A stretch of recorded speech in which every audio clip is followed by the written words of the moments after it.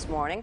And this morning, August, National Coffee Month. So you have an extra excuse to drink another cup of coffee if you like this morning. We always love that. And I spoke with this LA-based registered dietitian and nutritionist. She does confirm coffee is considered healthy. So that's great news. Yes, it is. Melissa Hooper tells me she likes to make an easy iced latte in a shaker cup. I thought this was a good idea. She uses nut milk and ice cubes and a shot of espresso, and she shakes it up and she's out the door. So now I have to buy a shaker cup.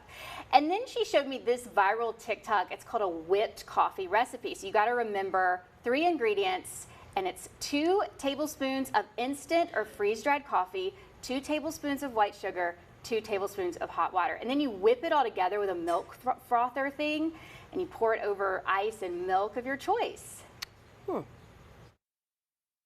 Another thing I like to do as a dietitian, I like to add in collagen powder into my teas and coffees in the morning.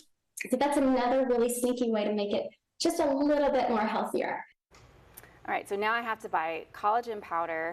And then also I looked up to see if those fancy little milk frother things are expensive, and they're not. No, not at all. They're like $6 on Amazon. Throw a couple batteries in them and you're good to go. And yeah, the collagen in there, men, women, it's just a great cheat. You don't taste it in there. Yeah, she says it's tasteless and, you know, it makes it extra healthy, but I've got to try that freeze-dried coffee thing. Yeah. 2 tablespoons coffee, 2 tablespoons sugar, 2 tablespoons hot water. Whip it, and then you look like a barista. You're good to go, because that's my goal. I just want some good coffee and look like I spent a lot of time making